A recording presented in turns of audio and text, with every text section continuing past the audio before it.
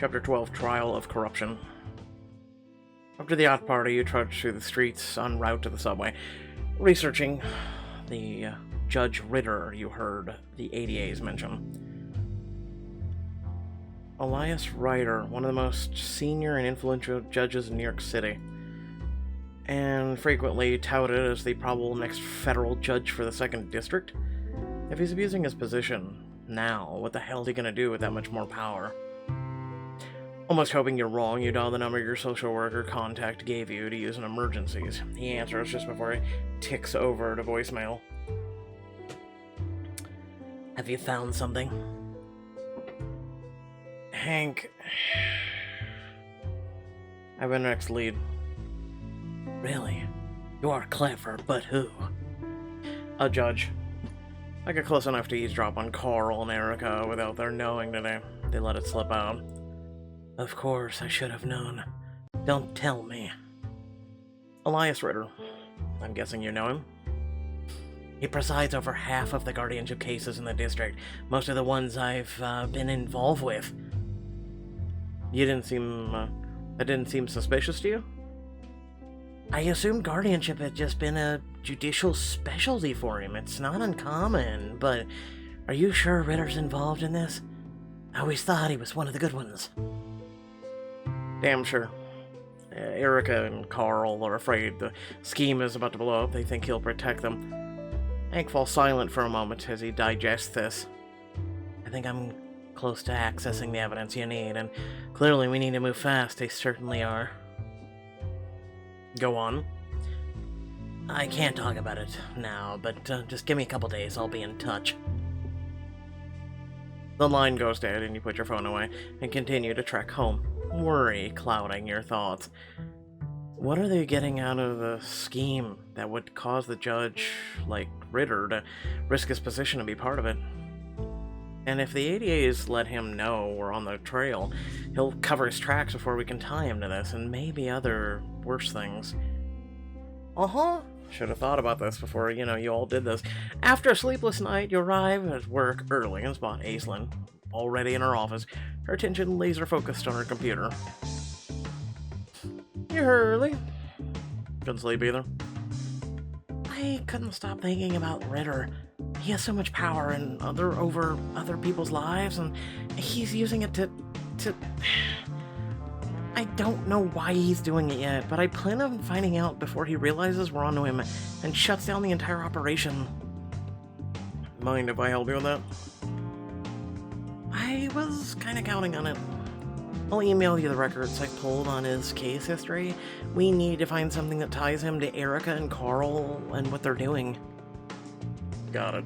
I'll take over the first quarter of the year, you take the second. You spend the next hour reading court documents, making extensive notes on the patterns emerging in front of you. I can see why Ritter didn't raise Hank's suspicions. Not all of his guardianship cases end up in conservatorships, even the big ones being represented by Erica and Carl.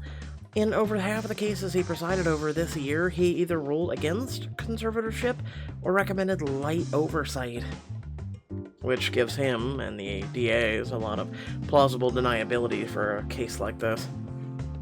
Trust me, I know. The deeper I dig, the more I realize we're going to need seriously solid evidence to tie any of them to the scheme. In that case, what do we know about his personal finances, the people he spares from conservatorships, genuine guardianship cases? People he spares. They're definitely a more diverse group than the wards who end up under guardianship. She pushes some documents across the desk and you start combing through them alongside her. No pattern I can find yet. There's a wide age range, big variations in mental capacity, different family situations. Wait, not one of them has a total net worth of more than $500,000. Huh. Were the other wards the DAs brought in, the ones who were deemed incompetent, worth more than that? Much more. And I think we can both guess where those fortunes wound up. And the lower income cases help cover the tracks and bolster Ritter's bench record. Could this get any scummier? Oh god, that's not all. I don't know why I'm surprised, but the Innocent Project? has brought 4 of Ritter's past cases to him with enough evidence to warrant a retrial. But it says here that he's refused to hear every single case, and the evidence for retrial is overwhelming. Denial of all these? He must have serious insecurities. He wouldn't be the first judge to refuse to admit he's capable of making mistakes. You're being too generous. We know he's willing to ruin the lives of the elderly. Now people are wrongly imprisoned because he can't admit he was wrong. The sound of movement in the corridor outside of her office catches your attention. Your colleagues are beginning to arrive. Morning, you two. Morning, Reggie. Welcome to the team. Know where I'd rather be. He continues down the corridor to his new office, whistling loudly. You turn to Aislinn, lowering your voice. We need to talk to Gabe. Let's hope he knows how to take down a judge. You and Aislinn catch Gabe just as he sets his briefcase beside his desk. One look at your faces and he's all business. What have you got for me?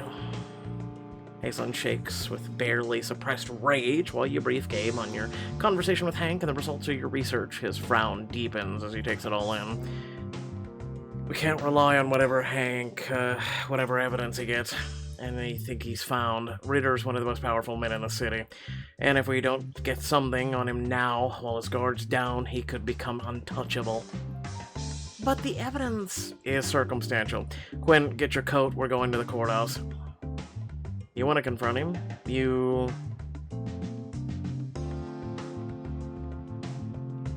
really think he'll own up to his part in this? Whatever else he is, Ritter is extremely intelligent. He knows exactly what he's done here, and I doubt he plans on stopping. Then what's the point? If we can't reach him on a human level, what chance do we have? He doesn't know that we can't take all this away from him. I'm sure he thinks no one knows about his little scheme. Once we make it clear how much he has to lose, he'll understand it's a far smarter play to blow the whistle than go down with the ship. That's it.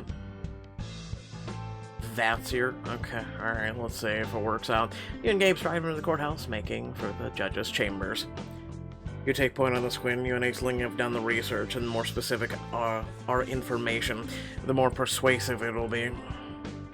Gladly, I'm gonna destroy him. Do what you need to. Just bear in mind that it'll be much more harder to sway him to our side if you punch him in the neck first. Noted. The clerk frowns warily at you as you enter his office. Judge Ritter doesn't have any appointments open this morning.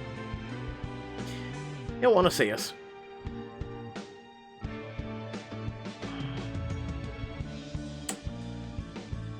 Gabe has a perfectly aged whiskey to pass on. I was telling him about it the last time I saw him at Lex et Orto. If you're lucky, the judge may even share some with you. Clerk looks dubiously at your empty hands. I can pass it on for you. Is that Gabe Ritchie? Let him in the room. You give the clerk a triumphant smile as you step past. Judge Ritter sits behind his desk with a cup of coffee and a small pile of paperwork. He grins as he sees Gabe. Gabe, it's been too long. How's the new firm working out? No complaints so far. This is Quinn Michaels, one of our star partners. Judge Ritter shakes your hand firmly, all smiles. There's no hint on his face that he knows who you are. Pleasure to meet you, Quinn. What brings you to my humble chambers? My colleagues and I noticed a concerning pattern with regards to some recent conservatorship cases you've ruled on. I preside on many of those cases. If you believe something has gone wrong in my court, I'd like to know what it is. Sorcha Flannery's case brought the issue to our attention. Name sounds familiar. He has a good poker face. She's my colleague's grandmother. Sorcha was deemed incompetent and placed under guardianship several months ago. In trying to get her case appealed, we've come across information that indicates that she wasn't the first person this has happened to. In fact, we found upwards of a dozen cases of wealthy elders with no family being forced into guardianship. That would be concerning if it's true. It is true, and it's not all. These wards' cases all have shocking numbers of things in common. Assessed by some social worker, their case is brought by the same two ADAs, placed under the guardianship of the same person, and presided over by the same judge. You. Judge Ritter glances at Gabe with a show of shock. Oh, it's starting to sound like an accusation, Gabe. If that were the case, I think I'd answer the questions as honestly as possible. Judge Ritter turns to you, eyes narrowing. I can see how someone unfamiliar with conservatorship cases would come to the conclusion you have, but it's a nuanced area of law. The reason you're seeing the same names on these cases is because there's a very small pool of people who specialize in it. Still, for Oliver Reed to be the guardian assigned to every single one of these wards strikes me as suspicious. You see a first flicker of concern play across his face. He shifts in his seat. Professional guardians can be hard to come by. The good ones tend to be kid overburdened. Good. Sorcha Flannery has never so much as spoken to Oliver in her months under his protection. He certainly never showed up to one of her court hearings, or any of his wards as far as we can tell. Does he even exist? What a preposterous suggestion. So, you don't think it's strange that Carl Goodall has access to Oliver Reed's only known address, which happens to also be a P.O. box in New Jersey? Judge Ritter freezes. Finally, you've got him cornered. You knew Oliver was a front and Erica and Carl are running a scam, didn't you? Or was it all your idea? Find a few unlucky elders, show the power of state to them, and reap their entire fortunes as your reward?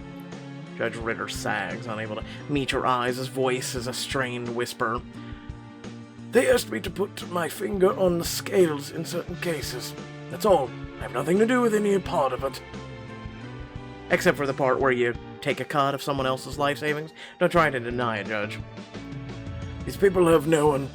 Green Gardens is an excellent facility. They're better off spending their last years there. Oh, okay. Is that your mental, bullshit on this? Judge Ritter.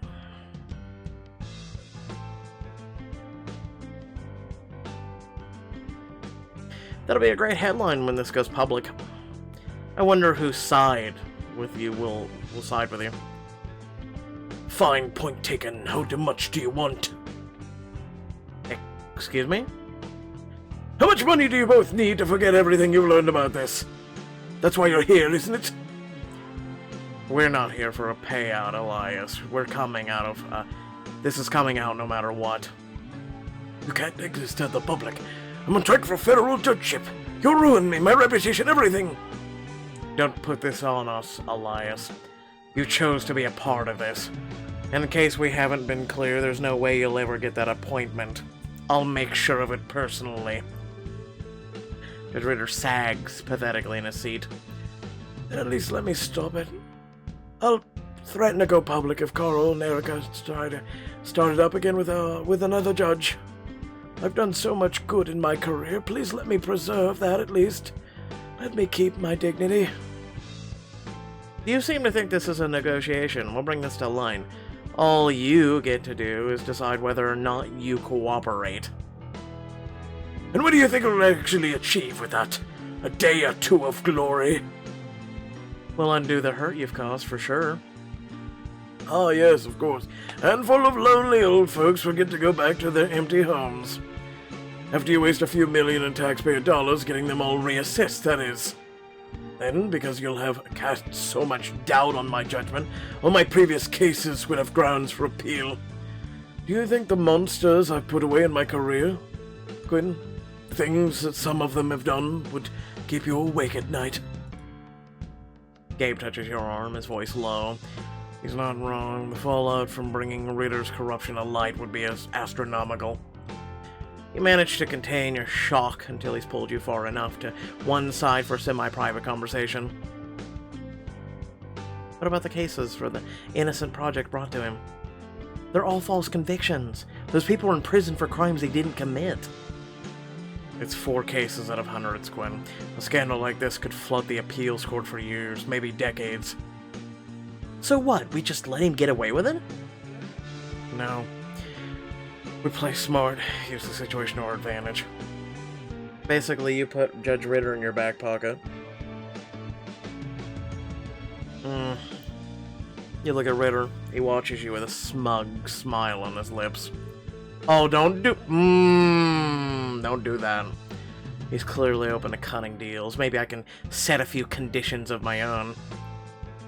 Oh.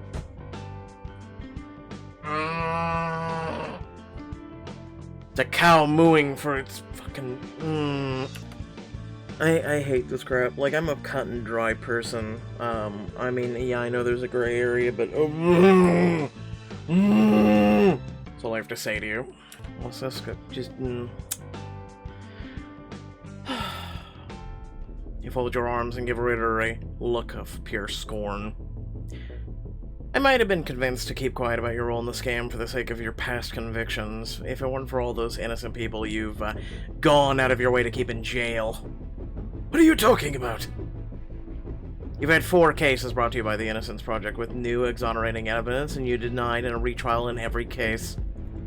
Retrials are a drain on public funds. That's not for you to decide. So is incarcerating the innocent. Are you saying that because 4 people who might be innocent remain in prison, you'd let proven murderers walk free? I think he's offering you a bargain, Elias. Pay attention. Retry the cases the Innocent Project brought to you in a series of bench trials, and I'll keep your role in the conservative scam quiet. For now. If you want to waste taxpayer money and bolster my good reputation, fine.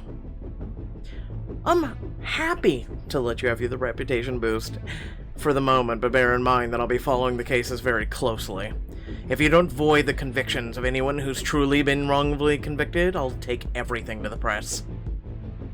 This is blackmail. Well, you know, tomato, tomato. Blackmail.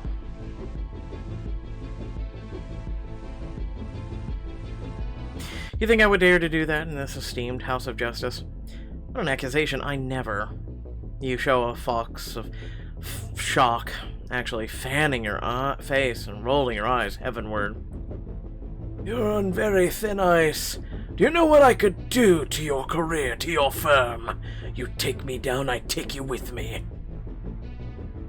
That's the difference between us, I guess. I don't mind losing my career if it means getting people like you out of power. You'll note, Elias, that Quinn said he'd keep your involvement quiet. For now. Since we have every intention of bringing this case to court, including your part in it, it's not technically blackmail.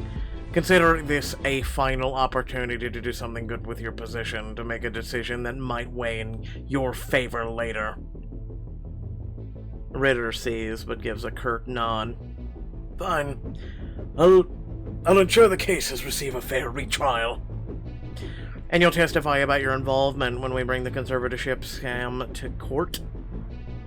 He hesitates. Judge Ritter, you'll be called as a witness either way. We can regard you as a hostile witness if you like. If I cooperate, will you help me minimize my role in this? No, but we won't crucify you for it either. Fine, I'll testify for you, but I expect you to make it clear to everyone involved how cooperative I've been. Of course, we're all friends here, aren't we? Enough. By the way, we're going to need the names of everyone involved in the scam before we leave. Huffing noisily, Ritter scrawls a list of names on a nearby pad of paper and tears the page off.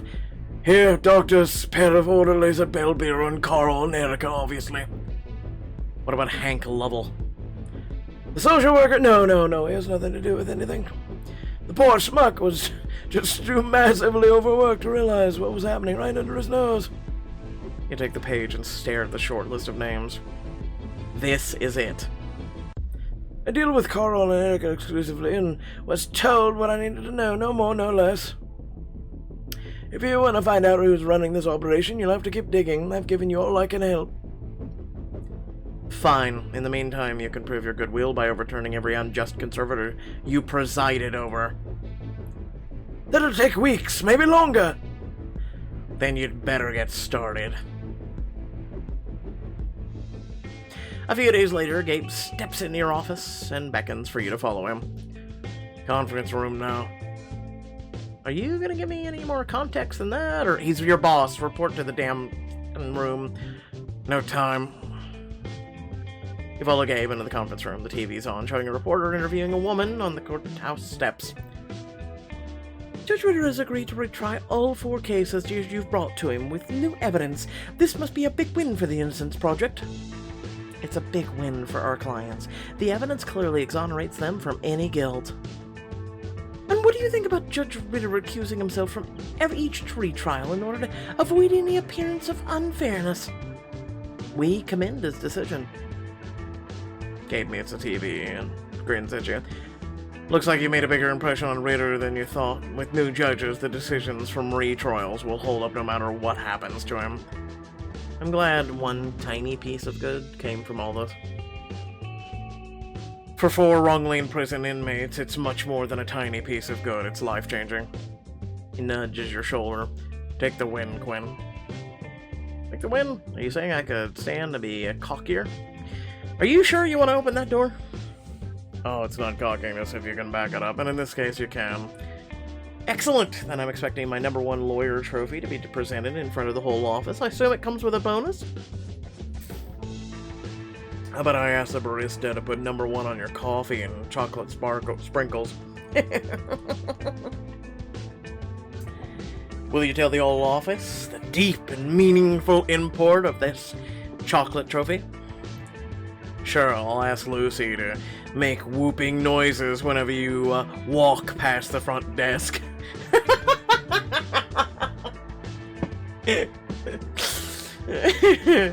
Deal. Your phone buzzes, you widen your eyes at the caller ID. It's Hank. You and Gabe hurry to his office for more privacy. He closes the door behind you as you answer the call. Hank, hello? I got him. Got what exactly? Internal emails proving not only were your words purposely reassigned to Ritter, but genuine guardians were swapped in favor of Oliver Reed. That sort of evidence would head off any attempt to pass the assignments off as random chance. I haven't even given you the really good news. I have an email between Erica and Carl naming Ritter and accusing the net worth of discussing the net worth of one of their wards. They even discuss how much their take will be when all the assets are sold off. It's a smoking gun, Quinn. You close your eyes, resisting the urge to cheer. It's not a nail in the coffin for the entire operation, but it's finally serious hard evidence against some of the key players. Hank, I need you to get me those documents. It's too risky to forward them. I shouldn't have even been in the server. If anyone notices the activity, things could go very bad. I'll print them and have them courier to you when I'm back at the office. Just give me a few hours. Line goes dead. You take a deep, satisfied breath. Gabe raises his eyebrows at you, awaiting an update. Good news? What is this, not on speaker? Oh yeah, we're finally getting somewhere.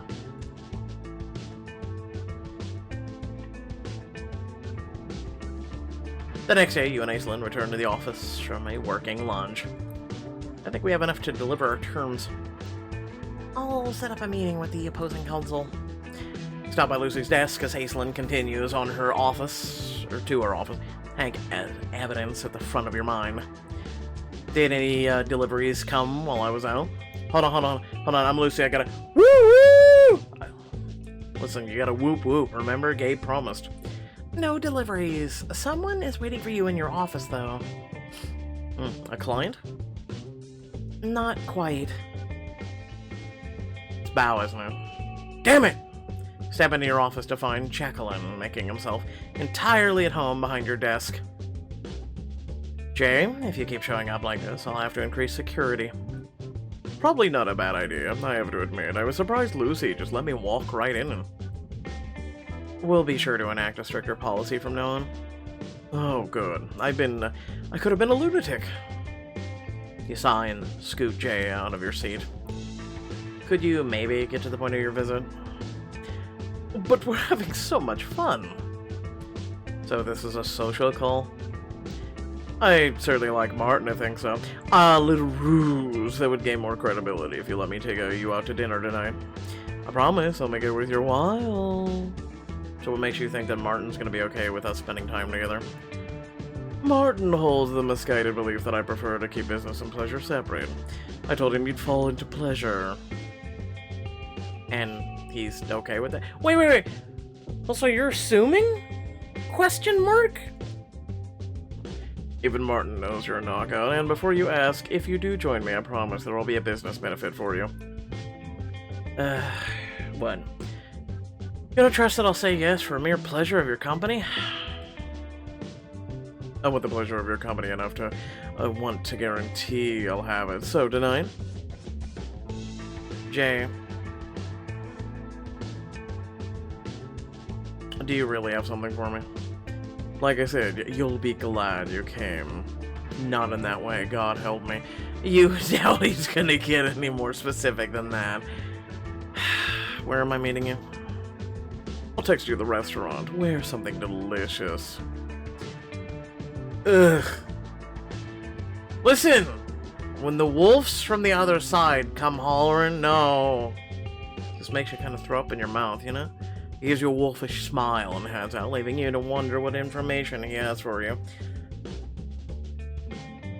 You arrive home after work, checking around your mail slot for any deliveries. Nothing here either. What's taking Hank so long to send those documents? Your phone lights up with a text from Jay. You don't recognize the name of the restaurant he sent.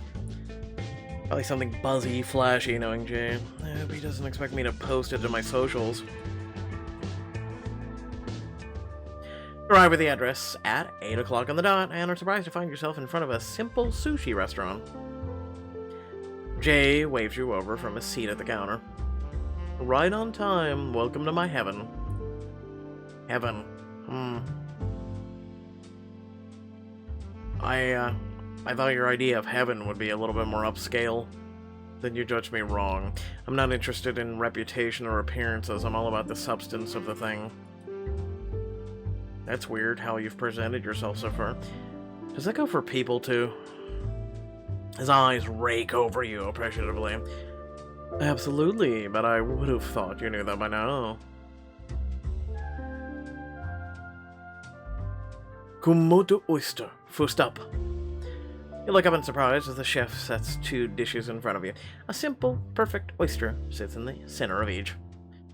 I'll take the liberty of ordering the, omakase menu for both of us. He picks up your oyster and holding it towards you. Why are you touching my food? Put your head back. Again, why are you touching my food? Jay, why am I really here? I'll tell you as soon as you finish the first course.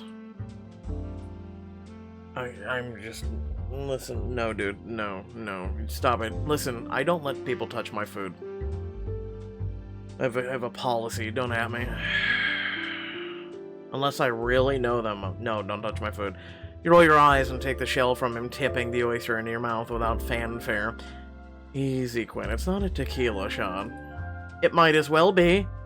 You chew the mouthful of briny water, crisp apple, and soft oyster meat appreciatively, then swallow. Delicious, now talk.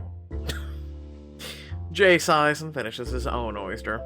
I believe you promised you'd make this worth my while, and while the oyster was incredible, it's not what I had in mind. The chef starts preparing the next course as Jay leans closer. You already know that Calvin Colby is one of our clients, and frankly, one of the more demanding ones. But what he did today surprised me even more. Jay? Don't say anything that would break attorney-client privilege. I appreciate the concern, but I'm not planning on violating that. Okay, how exactly were you planning on tap dancing around it then? Easily, this isn't about Calvin, it's about the referral he brought to us. I'm assuming you haven't signed him as a client yet? Not yet, but I'd imagine we will soon, hence the rush on dinner. It's Elias Ritter. I'm assuming you've heard of him. Judge Ritter came to you. With Calvin Colby, you're sure about this? Positive. Martin and Eli whisked him off to Eli's office as soon as they realized he was there, but I saw them in the lobby beforehand. What did they say? I couldn't hear all of it. They were whispering in that way that makes it incredibly obvious that they're talking about something illegal. Jay, That better not be the best you can do. Of course not, but I so enjoy watching you get worked up. I heard Ritter ask Colby if he was sure that McGraw-Byrne could beat Michaels and Ritchie. I missed a part of the answer, but I did hear Colby promise that Ritter would be protected. You can feel a cold satisfaction as a new piece of evidence presents itself to you. Did Ritter mention what he wants protection from? Not in my hearing, but I'd imagine by the time I do hear more about it, that information will fall under privilege. But since you're the people he needs protection against, I thought you might be able to piece it together. So I showed you mine. The short version is Ritter lied to me, but I'm not even going to tell you more until you answer a question. Why risk bringing this to me? Consider it part of my ongoing job application. You search again for any sign of treachery in his eyes. There's every possibility he's acting on as a double agent for Martin, but you can't imagine what Martin would stand to gain from this. Thanks, Jay. That tidbit of intel was worth this whole date subterfuge. Next up, Blue Crab. Blue Crab, never heard of it. The chef sets another set of the dishes before you. 3 mouth-watering plump pieces of crab sushi are arranged in a row and tied with seaweed. Jay leans close, his eye almost touching your own. It wouldn't have to just be subterfuge if you didn't want it to be. His knee brushes against yours beneath the counter. I'm sure I could think of a way for you to thank me that would be fun for both of us. Okay. So the options are, let's get out of here or do this. Let me just go ahead and answer it all for you. Enjoy our dinner. If dinner's still in the cards, that is. Jay smiles and moves away from you, immediately taking the hint. Are you kidding? I'll take any excuse to eat here, especially when my esteemed colleague is buying. You spend an enjoyable hour talking and making your way through the chef's omakase menu. Finally, sign a bill and push back from your seat. I'll pass on what you said to Gabe. If you really are looking to change teams, this is a pretty solid cover letter. I'll await your offer. You arrive at home, flop on your couch, opening your group chat with Gabe and Aislinn. Are you guys sitting down? Is this case related, or are you about to send another video of Kat playing the bongos? Hey! Hey! Don't call me out like that! And it's a GIF. Okay, it's a GIF. Case related. Oh, the cat was adorable, though. Colby referred Ritter to McGraw-Byrne for representation. He promised Ritter they'd protect him from us. That rat bastard! No doubt now Colby has to be involved, but how do we prove it? Hopefully there's something in Hank's documents tying him to the operation. But the documents in Hank's testimony will have enough for a RICO case. We don't have the documents yet. When were they supposed to arrive? Hank didn't say. I think he was waiting until it was safe. If Ritter's at McGraw-Byrne and time's running out, you should risk a call. You dial Hank's number, the call rings out unanswered. Come on, Hank, this all rests on you. You dial again, and again. After the 5th call, you notice a string of alerts appearing at the top of your screen. You open the chat again. Turn on Channel 8 News! Now! Switch on the TV and click over to the local news. A reporter stands in Midtown. Police cars flash in the background. An area on the street and sidewalk is cordoned off by police tape. The scene where a man fell to his death from a skyscraper late this evening. Police are still investigating the cause, but early reports indicate the man this may have been a case of... That's tragic, but what? Your blood runs cold as a shocking image fills the screen.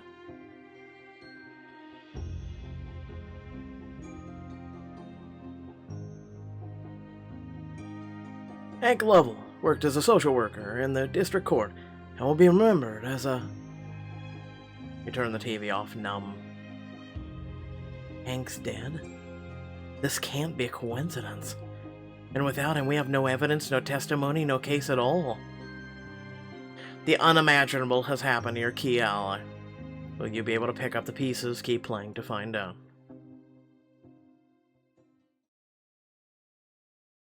Without further ado, please remember to like, share, and subscribe.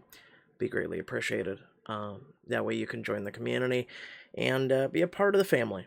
And also, you can head down to the description video. Plenty of cool things to check out and more ways to chat with me as well as others.